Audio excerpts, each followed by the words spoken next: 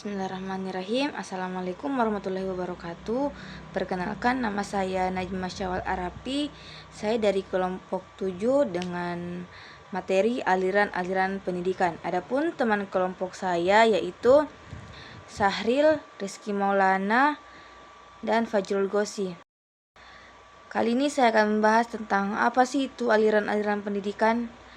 Nah, aliran-aliran pendidikan adalah sebuah pendidikan yang diciptakan untuk membentuk manusia yang utuh, menumbuh kembangkan potensi-potensi kemanusiaannya.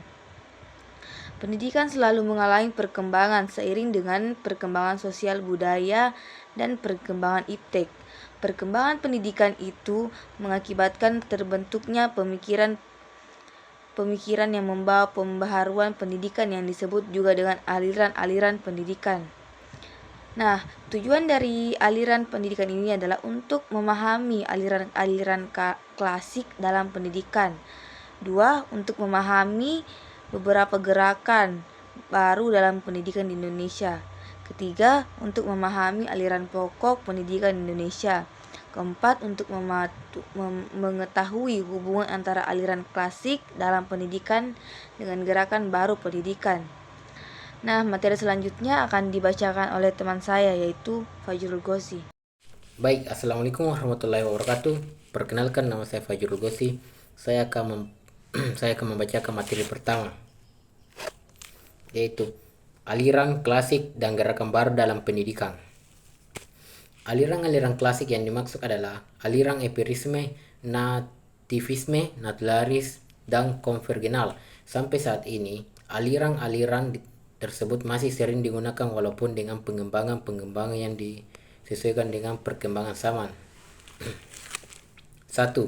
Aliran-aliran klasik dalam pendidikan dan pengaruh terhadap pemikiran pendidikan di Indonesia.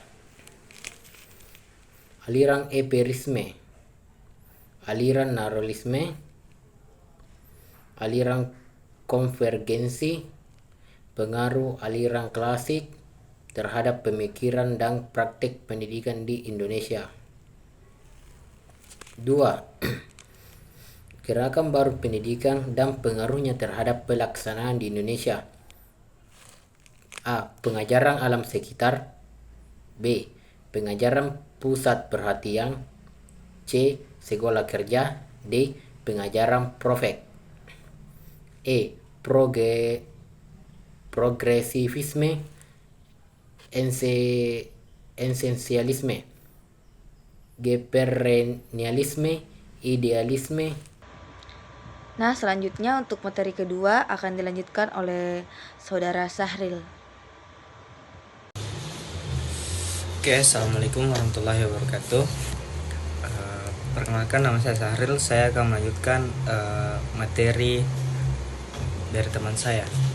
Oke, yang pertama, pengaruh kebangsaan Taman Siswa. Taman Siswa adalah lembaga pendidikan yang didirikan oleh Ki Hajar Dewantara pada 3 Juli 1922 di Yogyakarta yang berbentuk yayasan. Taman Siswa lahir untuk memberikan pendidikan kepada masyarakat Indonesia dengan semangat kebangsaan, terutama di masa penjajahan Belanda. Oke, yang pertama, asas dan tujuan Taman Siswa. Asas Taman Siswa berlandaskan prinsip ing ngarsa sung tulanda, ing madya mangun karsa, tutwuri handayani. Yang berarti di depan memberi contoh, di tengah membangun semangat, di belakang mendukung. Nilai-nilai ini menggambarkan filosofi bahwa guru harus menjadi teladan, pendorong, dan pemberi dorongan bagi murid-muridnya. Oke, selanjutnya tujuan. Taman Siswa ingin menciptakan pendidikan yang tidak hanya mengembangkan kecerdasan anak, tetapi juga menanamkan nilai-nilai kebangsaan dan kepribadian, serta melawan sistem pendidikan Belanda yang hanya memberi akses pendidikan kepada kalangan atas. Yang kedua, upaya-upaya pendidikan yang dilakukan Taman Siswa. Metode pengajaran. Taman Siswa menggunakan pendekatan pendidikan yang lebih humanis, yang memperhatikan perkembangan mental dan moral siswa. Pendidikan tidak hanya berfokus pada kemampuan akademik tetapi juga mengajarkan karakter dan rasa cinta tanah air. Kurikulum nasional. Taman Siswa menciptakan kurikulum yang berfokus pada budaya dan bahasa Indonesia untuk menanamkan nilai-nilai kebangsaan, memberikan akses pendidikan untuk semua. Taman Siswa menampung siswa dari berbagai kalangan dan membuka kesempatan belajar bagi semua anak bangsa tanpa memandang status sosial. Yang ketiga, hasil-hasil yang dicapai Taman Siswa. Pengaruh dalam sistem pendidikan nasional. Filosofi pendidikan yang dikembangkan Ki Hajar Dewantara menjadi salah satu dasar bagi sistem pendidikan nasional Indonesia, dan gagasannya tentang Tutwuri Handayani diadopsi sebagai semboyan pendidikan. Melahirkan tokoh pendidikan. Banyak tokoh dari dan pejuang kemerdekaan yang terinspirasi dari nilai-nilai kebangsaan Tanah Siswa. Dan Taman Siswa melahirkan generasi yang memiliki kesadaran akan pentingnya kemerdekaan dan pendidikan untuk semua. Memperkuat identitas bangsa. Taman Siswa membantu membangun rasa cinta tanah air di kalangan pelajar dan berkontribusi pada kesadaran nasional untuk melawan penjajahan. Ruang pendidik INS Kayu Tanam. INS Indonesia Gederlandsche School. Kayu Tanam adalah sekolah yang didirikan oleh Muhammad Syafi'i pada 31 Oktober 1926 di Kayu Tanam, Sumatera Barat. Sekolah ini fokus pada pendidikan vokasional yang lebih mengutamakan keterampilan kerja, berbeda dengan sekolah umum lainnya pada masa itu. Asas dan tujuan ruang pendidik INS Kayu Tanam. Asas. INS Kayu Tanam didirikan dengan prinsip berdiri di atas kaki sendiri, berdikari, yang mengajarkan siswa untuk mandiri dan memiliki keterampilan yang bisa langsung diterapkan.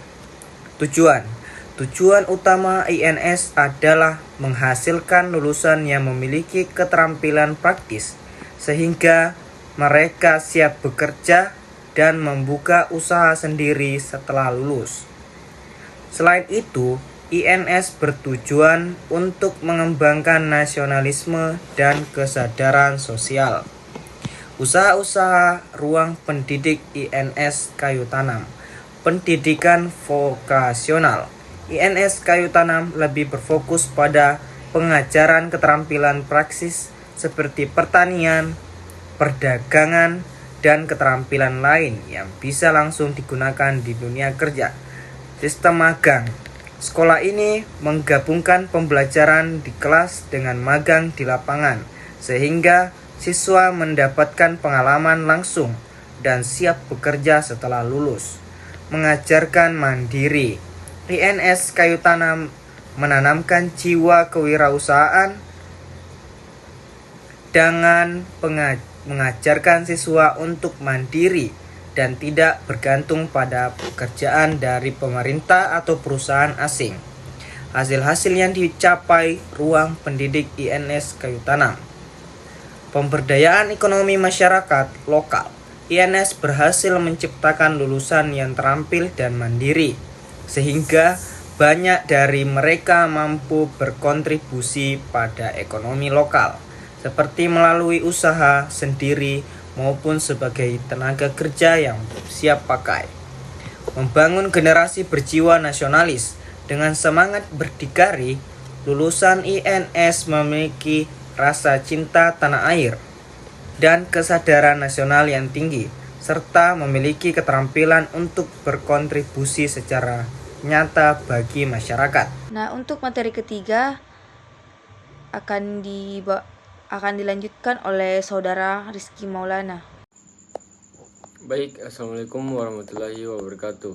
Perkenalkan, nama saya Muhammad Rizky Maulana dari kelas P3A dengan NIM 24030150025. Baik, saya akan membacakan materi hubungan antara aliran klasik dalam pendidikan dengan gerakan baru pendidikan. Pemikiran-pemikiran dalam pendidikan itu berlangsung seperti diskusi yang berkepanjangan. Dari pemikiran-pemikiran tersebut, terbentuk aliran-aliran baru yang merupakan perkembangan dari aliran sebelumnya, yang bertujuan untuk suatu pola pikir manusia yang lebih baik, dengan mengikuti aliran-aliran dalam pendidikan. Baik, adapun kesimpulannya yaitu dalam dunia pendidikan terdapat aliran-aliran klasik. Aliran klasik itu adalah aliran organisme, notavisme, naturalisme, dan konvergensi. Sampai saat ini aliran-aliran tersebut masih sering digunakan walaupun dengan perkembangan-perkembangan yang disesuaikan dengan perkembangan zaman. Baik, sekian dari saya. Wassalamualaikum warahmatullahi wabarakatuh. Nah, baik, itulah tadi materi yang telah dipaparkan dari teman-teman kelompok saya. Baik, terima kasih. Wassalamualaikum warahmatullahi wabarakatuh.